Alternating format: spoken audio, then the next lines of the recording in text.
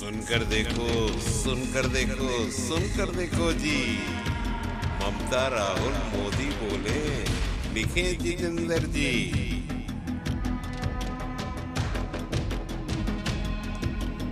এটা তো বোঝাই যাচ্ছে যে সিপিএম বিজেপি অর্গানাইজ করে এই জায়গাটা করছে। আমরা বারবার বলছি সন্দেশখালী এলাকার মধ্যে এই জায়গাটিতে আমরা সাংগঠনিকভাবে দুর্বল।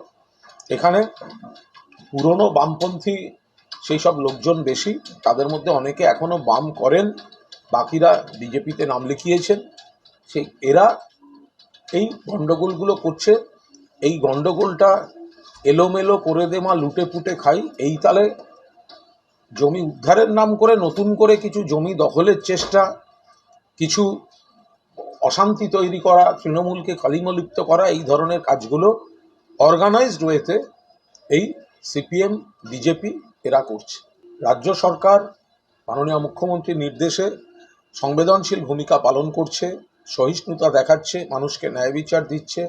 যে জায়গাটায় জেনুইন কোনো অভিযোগ আছে সেখানে পুলিশ পুরোদস্তুর রাজধর্ম পালন করছে।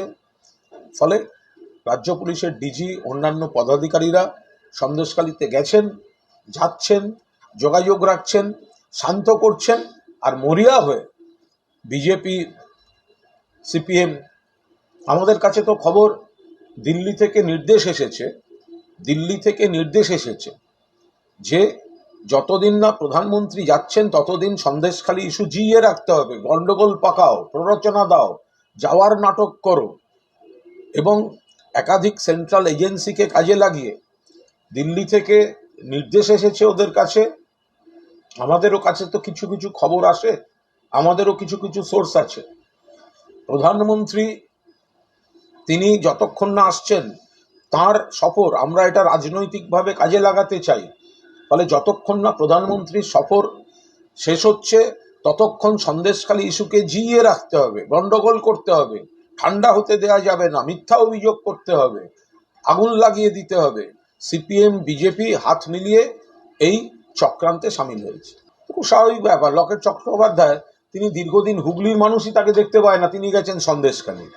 লকেট চট্টোপাধ্যায় হুগলির সাংসদ, তাকে হুগলির মানুষই পোস্টার পড়ে সাংসদ কোথায়, তাকে দেখা যায় না, তিনি রাজ্যের বাইরে ঘুরে বেড়ান। তিনি গেছেন সন্দেশখালী। কোথায় ছিলেন লকেট? উন্নাও হাতরাসের সময় কোথায় ছিলেন লকেট?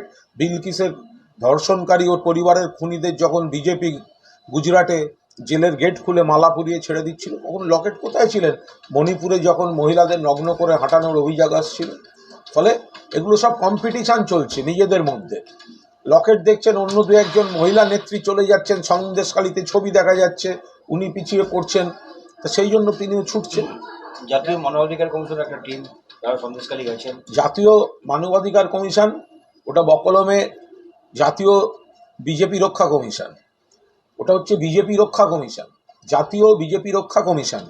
এরা উন্নাও হাতরাস প্রয়াগরাজে গণহত্যা হলে যায় না, বিলকিসের ধর্ষক এবং ওর পরিবারের খুনিদের জেল থেকে ছেড়ে দেওয়া হলে এই কমিশন যায় না। মণিপুর জ্বলছে, কমিশন খুঁজে পাওয়া যাচ্ছে না। অসমে গন্ডগোল হলে খুঁজে পাওয়া যায় না। এখানে নাটক করতে এসছে, কারণ বিজেপি সংগঠনের উপর দিল্লির নেতাদের ভরসা নেই। প্রধানমন্ত্রী আসা পর্যন্ত ইস্যু জিইয়ে রাখতে হবে, তাই বিজেপি শাখা সংগঠনের মতো এই ধরনের এজেন্সিগুলো, কমিশনগুলো পাঠানো হচ্ছে। তারা জানেন সারা ভারতবর্ষের বিভিন্ন জায়গা থেকে বিভিন্ন রাজ্যে বিজেপি হারবে, বিজেপি 100 ক্রস করতে পারবে না। মরিয়া হয়ে পশ্চিমবঙ্গকে ডিস্টার্ব করতে আসছে। নির্বাচনকে লক্ষ্য রেখে বেশ কিছু কুৎসা, মিথ্যা প্রচার নরেন্দ্র মোদী ভোটের আগে কুৎসা করতে আসছেন। আমাদের পরিষ্কার বক্তব্য, আগে রাজ্যের পাওনা 100 দিনের টাকা দিন, রাজ্যের পাওনা 1,50,000 কোটি টাকা দিন, রাজ্যের পাওনা আবাসের টাকা দিন, তারপর তো আসবেন। আর 2021 সালে তো এসেছিলেন। 2021 সালে অমিত শাহ, নরেন্দ্র মোদী তারা তো ডেলি প্যাসেঞ্জারই করেছিলেন। কি রেজাল্ট হয়েছিল? মানুষ উন্নয়ন পেয়েছে, তৃণমূলের পাশে থাকবে, মমতা বন্দ্যোপাধ্যায়ের পাশে থাকবে। পাশাপাশি এই বাংলাকে বঞ্চিত করা, বাংলাকে কুৎসার মুখে ফেলা বিজেপিকে কোনো অবস্থায় সমর্থন করবেন না। নির্বাচনী পরাজয়ের অভিযান শুরু করছেন পশ্চিমবঙ্গ থেকে, সেটা পশ্চিমবঙ্গ বুঝিয়ে দেবে। পশ্চিমবঙ্গ থেকে যদি উনি নির্বাচনী প্রচার শুরু করতে চান, তাহলে ওনাকে জেনে রাখতে হবে পশ্চিমবঙ্গ থেকেই ওনার নির্বাচনের পরাজয়ের প্রচার শুরু হবে।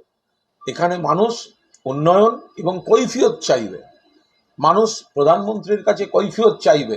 100 দিনের টাকা পায়নি কেন, নরেন্দ্র মোদী জবাব দাও। মানুষ কৈফিয়ত চাইবে, আবাসের টাকা পায়নি কেন, নরেন্দ্র মোদী জবাব দাও।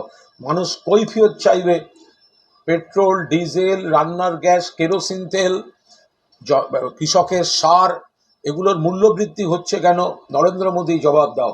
কৃষকদের আন্দোলনে দমন পীড়ন হচ্ছে কেন, কৃষক মৃত্যু ঘটানো হচ্ছে কেন, নরেন্দ্র মোদী জবাব দাও। এগুলো তো বাংলার মানুষ জিজ্ঞাসা করবে। ওনারা সাজিয়ে কাউকে কাউকে আনতে পারেন। আমরা আবার বলছি, ল্যান্ড এবং নন পেমেন্ট সংক্রান্ত কিছু অভিযোগ আছে, কিন্তু লাগাতার ধর্ষণ, লাগাতার নারী নির্যাতনের যে অভিযোগ করা হচ্ছে এগুলি মিথ্যা। কারণ সিপিএমের দীর্ঘদিনের এমএলএ বা বিজেপির নেতারা কেউ এতদিন সেই কোনো অভিযোগ করেননি। ফলে সিপিএম বা বিজেপি তাদের দলের লোকজন কাউকে সাজিয়ে প্রধানমন্ত্রীর মঞ্চে শুটিং